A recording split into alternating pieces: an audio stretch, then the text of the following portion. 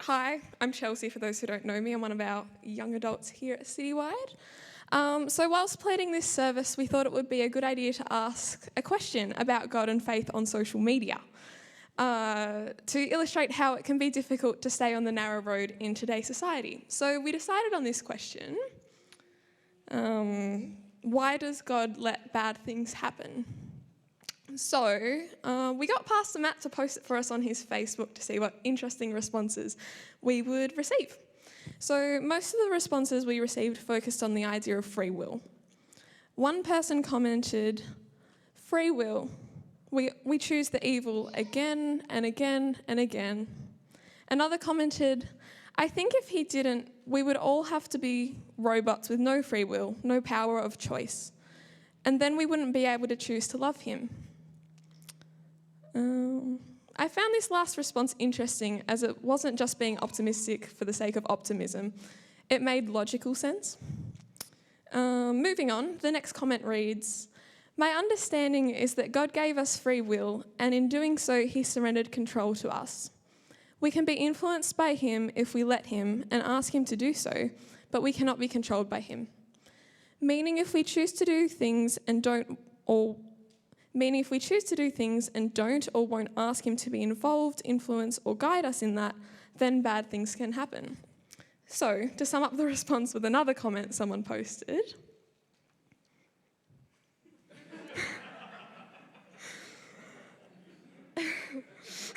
Sorry. These responses take the blame away from God and put the blame back on humanity. A similar response to these was, "That's such a good question. I see it as a ripple effect. It's not about God wanting to help us at all. It's about us and the decisions we have all made. Because of that, the consequences can last for a lifetime, even decades." None of these responses blame God. They recognise him as a loving, gracious, and faithful God. They all recognise that bad things happen as a result of the fall, of human beings rejecting God and his way of life. However, there are people in this world who do not see God in that way. In day-to-day life, it seems that people do not want to blame themselves, because with that comes feelings of guilt and shame. A lot of people blame and hate God. John 15 verse 18 says, "If the world hates you, remember that it hated me first." Because the world hates God, it will hate those who follow him. For us young people, it can be hard to follow the narrow road in our everyday lives, whether we're at school, work, home, uni. The fact is, we will be rejected and hurt by those around us for our faith. Bad things will happen to us because people have free will. But there is a God who comforts us and looks after us in these times. Matthew 5 verse 4 says, "Blessed are those who mourn, for they will be comforted."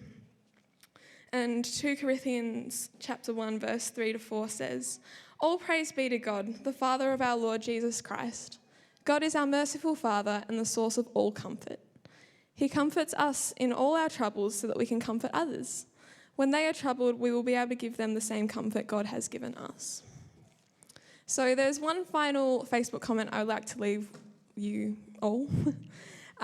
It says, "What I do know is that Jesus, when he came to earth, also experienced the bad stuff. He wept, he was tempted, he had compassion for those sick and grieving, and then felt all of that on the cross. So, God knows what it's like to experience the bad stuff of this world, but then of course was able to overcome it. So, we wait in hope that one day too, we will be completely restored to a state that no longer has any bad stuff anymore, but also knowing that our God knows and cares when we suffer and are hurting, as if it were God themselves who feels it too."